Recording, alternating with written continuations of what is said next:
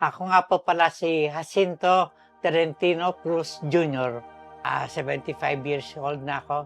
December 10. Medyo hirap akong magsalita ngayon. At tungkol sa phone, gusto kong malaman nyo na hindi ko rin alam kung paano ang history nito. No? Pero pagkakatanda ko, pagkakaalam ko, itong phone na ito, kung di ako nagkakamali, meron ng 110 years old. 110. Ang mga kasabayan niya sa panalangin sa halamanan dito, kasabay namin yan kila Santiago. Yung aming ninuno, mga matatanda, ito ay mana pa, noon pa. May mga buko rin, meron kaming buko rin, dyan sa may ilog dyan. Tumana. Kumbaga sa kanya isang pitak na nakalaan para sa mahal na araw. Ngayon, namatay yung father ko. Ang nagmana naman, yung aking mga tiyuhin, kapatid ng father ko, galing sa Angeles City at sa Laguna. Nung sila mamatay, kami na ngayon na mahala. Kami lima kami magkakapatid. Sa ngayon kami na talagang nagkataguyod para sa pohon sa mana araw. Mana araw, hindi kami nangungumbida kung saan dumarating. Nangagaling sa Maynila, nangagaling sa Zamboanga, nangagaling sa iba't ibang lugar. Natama tuwing kung kayo mapupunta dito, pag na araw, napakadaming tao. Punong-puno ito. Punong-puno yan. Meron kami pabasa, hindi nawawala yun.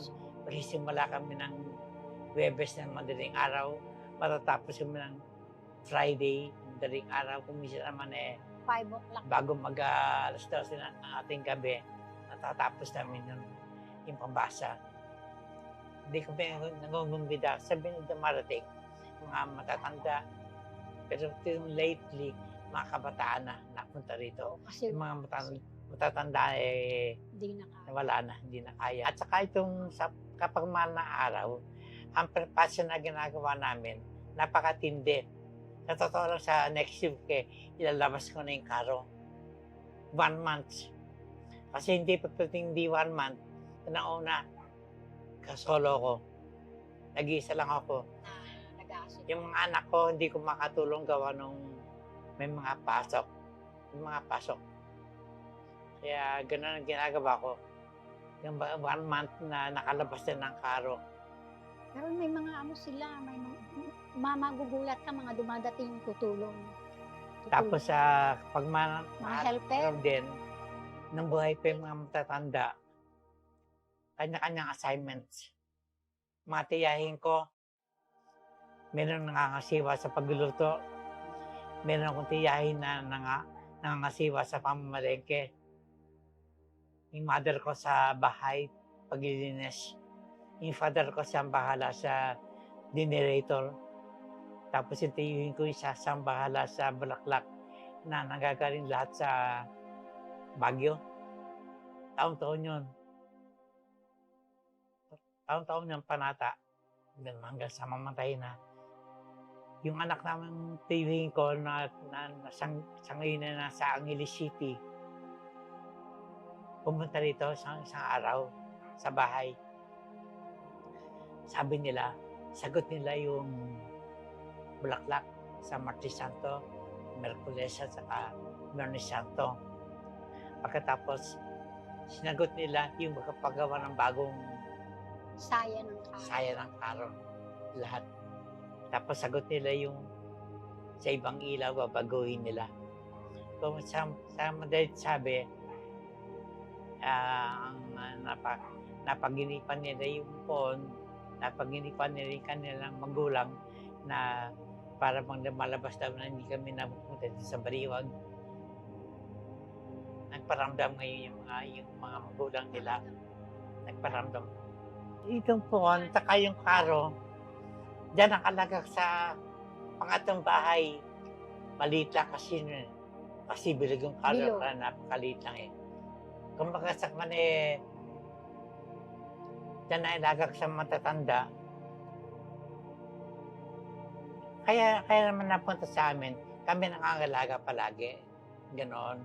Yung tiyuhin ko, na matandang binata, dito nakatira. Kasi mula nung hindi na naalis ang karo, hindi na naalis yung poon. Yung mga Hudyo, lahat. Alam mo Mahirap ako, kasi parang merong tawag dito, pangitain. Nagpaparamdam Kapag talaga siya. malapit ang mahal na araw, kinakalampag kami.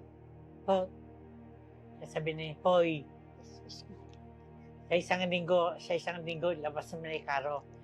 Marami kang dapat gawin. Kung pagkasama na ka nga palagi pinaalala sa amin na magkaroon na ng preparasyon para sa karo. Next week nga, nandyan na yung karo Nandyan sa likod, tatransfer ko rito. Ano kasi yung mga hinihiling nila, halimbawa sa kalusugan, akit lang sila sa taas, magdadasal sila ng taimtim. Hinihiling nila yung sa operasyon, nakakaraos naman ng maayos, tapos babalik sila para magpasalamat. Marami, yung mga matatanda, yung nga lang na medyo wala na yung namatay natin. Siguro isa na lang dalawa buhay, pero kadalasan ay wala na.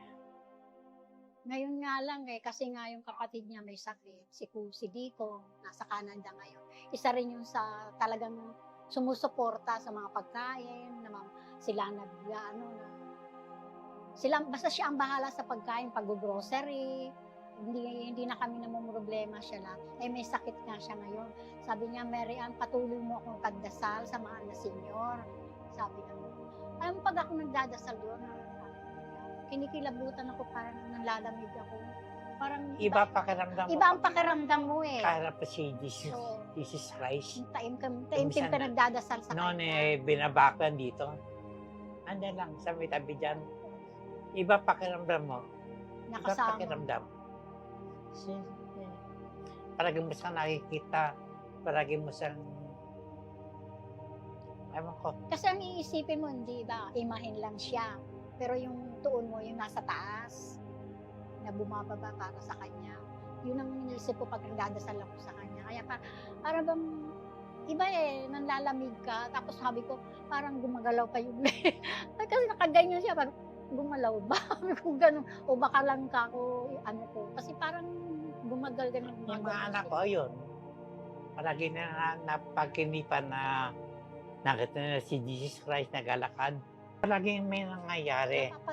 Typical example nga yung pamangkin ko sa Chicago. Sabi niya, sa taon to, uwi ako ng Manila sa Baliwag nga para sa mahal na araw. Ang ginawa niya, hindi siya nakauwi. Hindi nakauwi. Tapos bago mag-Holy Week, 1 week before the Holy Week, nandisgrasya siya. Ay pangkain yung kanyang kotse. Ganoon din naman yung kamag-anak ko sa Zamboanga. Zamboanga del Sur Norte. Nangako din na sila iuwi ng Baliwag, pero hindi na natuloy. Nagkaroon ng mabigat na karamdaman.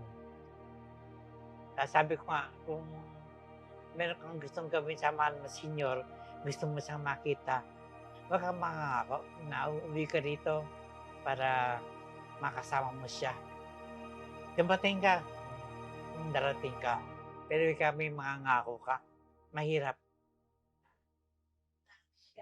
Opo.